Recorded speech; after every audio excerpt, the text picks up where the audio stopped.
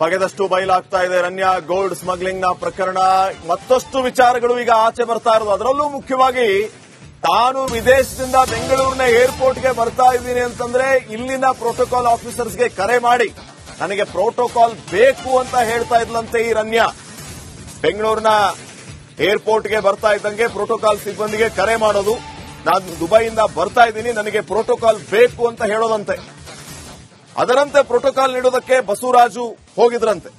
ರಾಮಚಂದ್ರ ರಾವ್ ಮಗಳು ಅನ್ನೋ ಕಾರಣಕ್ಕೆ ಪ್ರೋಟೋಕಾಲ್ ನೀಡ್ತಾ ಇದ್ರಂತೆ. ಹೀಗಾಗಿ ರನ್ಯಾ ರಾವ್ಗೆ ಪ್ರೋಟೋಕಾಲ್ ನೀಡ್ತಾ ಇದ್ದ ಬಗ್ಗೆ ಬಸವರಾಜು ಡಿಆರ್ಐ ಅಧಿಕಾರಿಗಳ ಮುಂದೆ ತಮ್ಮ ಹೇಳಿಕೆಯನ್ನ ದಾಖಲು ಮಾಡಿದ್ದಾರೆ. ದುಬೈನಿಂದ ಬರ್ತಾ ಇದ್ದೀನಿ, ಪ್ರೋಟೋಕಾಲ್ ಬೇಕು ಅಂತ ರನ್ಯಾ ಹೇಳ್ತಿದ್ರಂತೆ. ಆ ಪ್ರಕಾರವಾಗಿ ಪ್ರೋಟೋಕಾಲ್ ಕೊಡ್ತಾ ಇದ್ವಿ ಅಂತ ಹೇಳಿ ಬಸವರಾಜು ಡಿಆರ್ಐ ಅಧಿಕಾರಿಗಳ ಮುಂದೆ ಹೇಳಿಕೆಯನ್ನ ದಾಖಲು ಮಾಡಿದ್ದಾರೆ.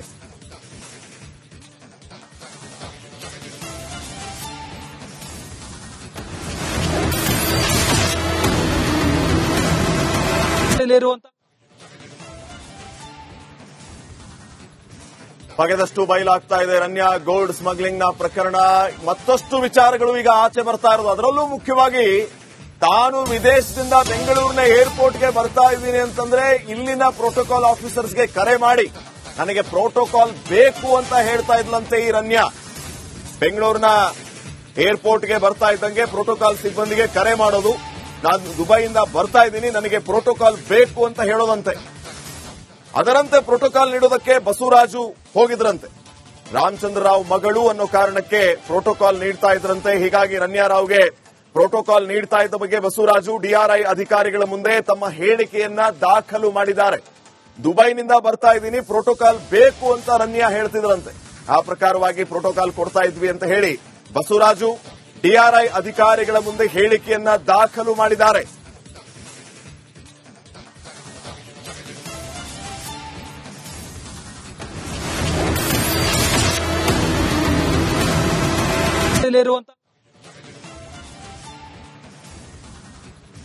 ಬಗೆದಷ್ಟು ಬಯಲಾಗ್ತಾ ಇದೆ ರನ್ಯಾ ಗೋಲ್ಡ್ ಸ್ಮಗ್ಲಿಂಗ್ ನ ಪ್ರಕರಣ.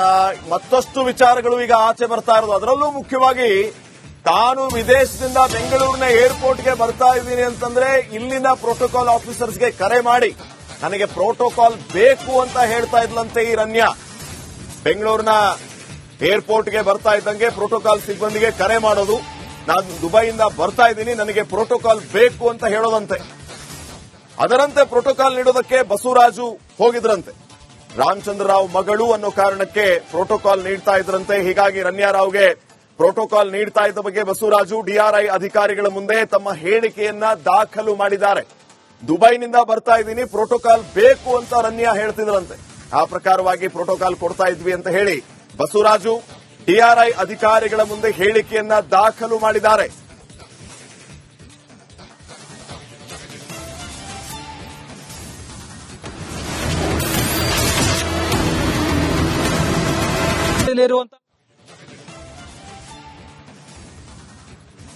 ಬಗೆದಷ್ಟು ಬಯಲಾಗ್ತಾ ಇದೆ ರನ್ಯಾ ಗೋಲ್ಡ್ ಸ್ಮಗ್ಲಿಂಗ್ ನ ಪ್ರಕರಣ. ಮತ್ತಷ್ಟು ವಿಚಾರಗಳು ಈಗ ಆಚೆ ಬರ್ತಾ ಇರೋದು. ಅದರಲ್ಲೂ ಮುಖ್ಯವಾಗಿ ತಾನು ವಿದೇಶದಿಂದ ಬೆಂಗಳೂರಿನ ಏರ್ಪೋರ್ಟ್ಗೆ ಬರ್ತಾ ಇದ್ದೀನಿ ಅಂತಂದ್ರೆ ಇಲ್ಲಿನ ಪ್ರೋಟೋಕಾಲ್ ಆಫೀಸರ್ಸ್ಗೆ ಕರೆ ಮಾಡಿ ನನಗೆ ಪ್ರೋಟೋಕಾಲ್ ಬೇಕು ಅಂತ ಹೇಳ್ತಾ ಇದ್ಲಂತೆ ಈ ರನ್ಯಾ. ಬೆಂಗಳೂರಿನ ಏರ್ಪೋರ್ಟ್ಗೆ ಬರ್ತಾ ಇದ್ದಂಗೆ ಪ್ರೋಟೋಕಾಲ್ ಸಿಬ್ಬಂದಿಗೆ ಕರೆ ಮಾಡೋದು, ನಾನು ದುಬೈಯಿಂದ ಬರ್ತಾ ಇದ್ದೀನಿ ನನಗೆ ಪ್ರೋಟೋಕಾಲ್ ಬೇಕು ಅಂತ ಹೇಳೋದಂತೆ. ಅದರಂತೆ ಪ್ರೋಟೋಕಾಲ್ ನೀಡೋದಕ್ಕೆ ಬಸವರಾಜು ಹೋಗಿದ್ರಂತೆ. ರಾಮಚಂದ್ರ ರಾವ್ ಮಗಳು ಅನ್ನೋ ಕಾರಣಕ್ಕೆ ಪ್ರೋಟೋಕಾಲ್ ನೀಡ್ತಾ ಇದ್ರಂತೆ. ಹೀಗಾಗಿ ರನ್ಯಾ ರಾವ್ಗೆ ಪ್ರೋಟೋಕಾಲ್ ನೀಡ್ತಾ ಇದ್ದ ಬಗ್ಗೆ ಬಸವರಾಜು ಡಿಆರ್ಐ ಅಧಿಕಾರಿಗಳ ಮುಂದೆ ತಮ್ಮ ಹೇಳಿಕೆಯನ್ನ ದಾಖಲು ಮಾಡಿದ್ದಾರೆ. ದುಬೈನಿಂದ ಬರ್ತಾ ಇದ್ದೀನಿ, ಪ್ರೋಟೋಕಾಲ್ ಬೇಕು ಅಂತ ರನ್ಯಾ ಹೇಳ್ತಿದ್ರಂತೆ. ಆ ಪ್ರಕಾರವಾಗಿ ಪ್ರೋಟೋಕಾಲ್ ಕೊಡ್ತಾ ಇದ್ವಿ ಅಂತ ಹೇಳಿ ಬಸವರಾಜು ಡಿಆರ್ಐ ಅಧಿಕಾರಿಗಳ ಮುಂದೆ ಹೇಳಿಕೆಯನ್ನ ದಾಖಲು ಮಾಡಿದ್ದಾರೆ.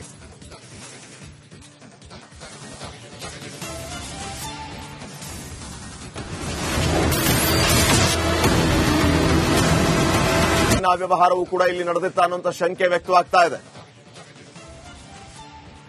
ಈ ಬಗ್ಗೆ ಇನ್ನಷ್ಟು ಮಾಹಿತಿಯನ್ನು ನೀಡ್ತಾರೆ ಪ್ರತಿನಿಧಿ ಮಾದೇಶ್. ಈಗ ನೇರ ಸಂಪರ್ಕದಲ್ಲಿ ಜಾಯ್ನ್ ಆಗ್ತಾ ಇದ್ದಾರೆ. ಮಾದೇಶ್, ಬಿಟ್ಕಾಯಿನ್ ನ ವ್ಯವಹಾರದ ಬಗ್ಗೆಯೂ ಕೂಡ ಡಿಆರ್ಐ ಅಧಿಕಾರಿಗಳು ಸಂಶಯ ವ್ಯಕ್ತಪಡಿಸ್ತಾ ಇರೋದು, ಏನ್ ಮಾಹಿತಿ ಕೊಡ್ತೀರಿ ಈ ಬಗ್ಗೆ?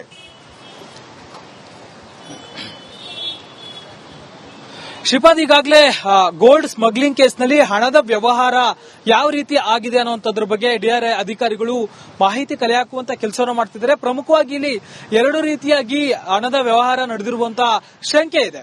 ಒಂದು, ಹವಾಲಾ ದಂಧೆ ಮೂಲಕ ಇವರು ಹಣದ ವ್ಯವಹಾರನ ಮಾಡಿದ್ದಾರೆ ಅನ್ನುವಂತ ಒಂದಷ್ಟು ಅನುಮಾನಗಳು ಈಗಾಗಲೇ ಮೂಡಿತ್ತು. ಜೊತೆಗೆ ಒಂದಷ್ಟು ಇನ್ವೆಸ್ಟಿಗೇಷನ್ ಮಾಡಿದಂತ ಸಂದರ್ಭದಲ್ಲಿ ಬಿಟ್ಕಾಯಿನ್ ಮೂಲಕ ಕೂಡ ಇಲ್ಲಿ ವ್ಯವಹಾರ ನಡೆಸಿರಬಹುದಾ ಅನ್ನುವಂತ ಒಂದಷ್ಟು ಅನುಮಾನಗಳು ಈಗಾಗಲೇ ಮೂಡಿದೆ. ಅದಕ್ಕೆ ಸಂಬಂಧಪಟ್ಟಂತೆ ಈಗಾಗಲೇ ಡಿಆರ್ಐ ಅಧಿಕಾರಿಗಳು ಕೂಡ ತನಿಖೆ ಮಾಡುವಂತ ಕೆಲಸವನ್ನು ಮಾಡ್ತಿದ್ದಾರೆ. ಯಾಕಂದ್ರೆ ಕೋಟ್ಯಾಂತರ ರೂಪಾಯಿ ಹಣದ ವ್ಯವಹಾರ ಆಗಿರೋದ್ರಿಂದ ಇವರು ಅಕೌಂಟ್ ಮೂಲಕ ಅಂತೂ ಸಾಕಷ್ಟು ವ್ಯವಹಾರಗಳನ್ನು ನಡೆಸಿಲ್ಲ. ಆದ್ರೆ ಬದಲಾಗಿ ಹವಾಲಾ ಅಥವಾ ಬಿಟ್ಕಾಯಿನ್ ಮೂಲಕ ಇವರು ವ್ಯವಹಾರ ನಡೆಸಿರುವಂತಹ ಒಂದಷ್ಟು ಅನುಮಾನಗಳು ಕಾಣಾಗಿದೆ. ಇಲ್ಲಿ ಬಿಟ್ಕಾಯಿನ್ ವಿಚಾರ ಯಾಕೆ ಬಂತು ಅನ್ನೋದಕ್ಕೆ ಸಂಬಂಧಪಟ್ಟಂತೆ ಒಂದಷ್ಟು ಮಾಹಿತಿಯನ್ನ ಕಲೆ ಹಾಕಿದಂತ ಸಂದರ್ಭದಲ್ಲಿ ರನ್ಯಾರಾವ್ ಅವರ ಸಹೋದರ ಏನಿದ್ದಾನೆ, ಈತ ಹ್ಯಾಕರ್ ಶ್ರೀಕಿಗೆ ಪರಿಚಯ ಇದ್ದಾನೆ, ಆತನ ಫ್ರೆಂಡ್ ಅನ್ನುವಂಥದ್ದು ಈಗ ಗೊತ್ತಾಗಿದೆ. ಋಷಭ್ ಏನಿದ್ದಾನೆ, ಈತ ರನ್ಯಾರಾವ್ ಅವರ ಸಹೋದರ. ಈತ ಈ ಹಿಂದೆ ಬಿಟ್ಕಾಯಿನ್ ಕೇಸ್ನಲ್ಲಿ ಎಸ್ಐಟಿ ವಿಚಾರಣೆಯನ್ನು ಕೂಡ ಎದುರಿಸಿದ್ದ. ಜೊತೆಗೆ ಎಸ್ಐಟಿ ವಿಚಾರಣೆ ವೇಳೆ ಶ್ರೀಕಿ ಈತನಿಗೆ ಪರಿಚಯ ಇರೋದನ್ನು ಕೂಡ ಒಪ್ಕೊಂಡಿದ್ದ. ಹೀಗಾಗಿ ಎಲ್ಲೋ ಒಂದ್ ಕಡೆ ರನ್ಯಾರಾವ್ ಈತನ ಮೂಲಕ ಬಿಟ್ಕಾಯಿನ್ ವ್ಯವಹಾರಕ್ಕೆ ಸಂಬಂಧಿಸಿದಂತ ಒಂದಷ್ಟು ಮಾತುಕತೆಗಳನ್ನ ನಡೆಸಿರಬಹುದು. ಜೊತೆಗೆ ಸಿಂಡಿಕೇಟ್ ಸದಸ್ಯರು ಬಿಟ್ಕಾಯಿನ್ ವ್ಯವಹಾರವನ್ನ ಮಾಡಿರಬಹುದು ಅನ್ನುವಂತ ಒಂದಷ್ಟು ಅನುಮಾನಗಳು ಕೂಡ ಈಗಾಗಲೇ ಡಿಆರ್ಐ ಅಧಿಕಾರಿಗಳಿಗೆ ಮೂಡಿದೆ. ಇದಕ್ಕೆ ಸಂಬಂಧಪಟ್ಟಂತೆ ಈಗಾಗಲೇ ಎಲ್ಲಾ ರೀತಿಯಾದಂತಹ ಒಂದಷ್ಟು ಅಕೌಂಟ್ಗಳನ್ನ ಪರಿಶೀಲನೆ ಮಾಡುವಂತ ಕೆಲಸವನ್ನು ಮಾಡ್ತಿದ್ದಾರೆ. ರನ್ಯಾರಾವ್ ಆಗಿರಬಹುದು ಮತ್ತೆ ಈಗಾಗಲೇ ಅರೆಸ್ಟ್ ಆಗಿ ಕಸ್ಟಡಿ ಆಕೆ ಪತಿ ಜತೀನ್ ವಿಜಯ್ ಕುಮಾರ್ ಉಕ್ಕೇರಿಯನ್ನ ವಿಚಾರಣೆಗೆ ಒಳಪಡಿಸಿದ್ರು ಡಿಆರ್ಐ ಅಧಿಕಾರಿಗಳು. ಇವತ್ತು ಅವರಿಗೆ ಸಂಬಂಧಿಸಿದ ಒಟ್ಟು 9 ಕಡೆ ಈ ಒಂದು ದಾಳಿಯನ್ನ ಏಕಕಾಲಕ್ಕೆ ಮಾಡಿರ್ತಕ್ಕಂಥದ್ದು. ಈ ದಾಳಿ ಹಿಂದಿನ ಉದ್ದೇಶ ಏನಂತಂದ್ರೆ, ಏನು ರನ್ಯಾರಾವ್ಗೆ ಸಂಬಂಧಿಸಿದಂತೆ ಆಕೆ ಟ್ರಾವೆಲ್ ಹಿಸ್ಟ್ರಿಯನ್ನ ಸಂಪೂರ್ಣವಾಗಿ ಪರಿಶೀಲನೆ ಮಾಡುವಂತ ಡಿಆರ್ಐ ಅಧಿಕಾರಿಗಳು ಆಕೆ ಏನು ದುಬೈಗೆ ಹೋಗಿ ಬರ್ಬೇಕಾದ್ರೆ ಟಿಕೆಟ್ ಗಳನ್ನ ಬುಕ್ ಮಾಡಿದಂತ ಕ್ರೆಡಿಟ್ ಕಾರ್ಡ್ ಕೂಡ ಜತೀನ್ ಹೆಸರಲ್ಲೇ ಇರೋದು ಬಹಿರಂಗ ಆಗಿರುತ್ತೆ. ಅಲ್ಲದೆ ಈಗಾಗಲೇ ಏನು ಹೈಕೋರ್ಟ್ ನಲ್ಲಿ ಒಂದು ಸ್ಟೇ ಕೇಳಿ, ರಿಲೀಫ್ ಕೇಳಿ ಹೈಕೋರ್ಟ್ ಮೆಟ್ಲೇರಿದ್ರು ಜತೀನ್. ಈ ವೇಳೆಯಲ್ಲಿ ಡಿಆರ್ಐ ಅಧಿಕಾರಿಗಳಿಗೆ ಬಹಳ ಸ್ಪಷ್ಟವಾಗಿ ಹೈಕೋರ್ಟ್ ಹೇಳಿದೆ, ಯಾವುದೇ ರೀತಿಯ ಗೈಡ್ ಲೈನ್ಸ್ ಅನ್ನ ಉಲ್ಲಂಘನೆ ಮಾಡಿ ನೀವು ಇವರನ್ನ ಬಂಧಿಸುವಂತಿಲ್ಲ ಅಂತ ಹೇಳಿದೆ. ಈ ನಿಟ್ಟಿನಲ್ಲಿ ಇದಕ್ಕೆ ಪೂರಕವಾದ ಅವರ ಪಾತ್ರದ ಬಗ್ಗೆ ಪೂರಕವಾದ ಸಾಕ್ಷಿಗಳೇನಾದ್ರೂ ಸಿಗ್ತಾವ? ಯಾಕಂತಂದ್ರೆ 2 ಬಾರಿ ವಿಚಾರಣೆಯಲ್ಲಿ ಜತೀನ್ ಏನು ಮಾಹಿತಿಯನ್ನ ಬಿಟ್ಟುಕೊಟ್ಟಿಲ್ಲ. ಜೊತೆಗೆ ಏನು ರನ್ಯಾರಾವ್ ಬಳಸಿರ್ತಕ್ಕಂಥ ದಾಖಲೆಗಳಲ್ಲಿ ಜತೀನ್ ಹೆಸರು ಇರೋದ್ರಿಂದ ಇವ್ರಿಗೂ ನಿಜವಾಗೂ ಸಂಬಂಧ ಇದೆಯಾ, ಇದಕ್ಕೆ ಸಂಬಂಧಿಸಿದಂತ ದಾಖಲೆಗಳು ಸಿಗ್ತಾವ ಅನ್ನೋ ಕಾರಣಕ್ಕೆ ಈ ಒಂದು ದಾಳಿಯನ್ನ ಡಿಆರ್ಐ ಅಧಿಕಾರಿಗಳು ಮಾಡಿರ್ತಕ್ಕಂಥದ್ದು. ಸದ್ಯ ಎಲ್ಲ ಕಡೆ ಪರಿಶೀಲನೆ ಆಗ್ತಾ ಇದ್ದು ಏನೆಲ್ಲ ದಾಖಲೆಗಳು ಸಿಗ್ತವೆ, ಕೇವಲ ಜತೀನ್ಗೆ ಸಂಬಂಧಿಸಿದ ದಾಖಲೆಗಳು ಮಾತ್ರ ಸಿಗ್ತಾವ ಅಥವಾ ಈ ಒಂದು ಸಿಂಡಿಕೇಟ್ ಏನ ಅಂತೇಳಿ ಕೇಳ್ಪಡ್ತಾ ಇದೆ ಹೆಸರು. ಸಿಂಡಿಕೇಟ್, ದೊಡ್ಡ ಮಟ್ಟದ ಸಿಂಡಿಕೇಟ್ ಈ ಒಂದು ಗೋಲ್ಡ್ ಸ್ಮಗ್ಲಿಂಗ್ ಭಾಗಿಯಾಗಿದೆ ಅಂತ ಹೇಳಿ ಅದ್ರ ಬಗ್ಗೆ ಮಾಹಿತಿಗಳು ಸಿಗ್ತಾವ ಅನ್ನೋದನ್ನ ಪರಿಶೀಲನೆ ಮಾಡಬೇಕಾಗಿರ್ತಕ್ಕಂಥದ್ದು. ಶ್ರೀಪಾದ್, ಥ್ಯಾಂಕ್ ಯು ನಾಗರಾಜ್ ಮಾಹಿತಿಗಾಗಿ.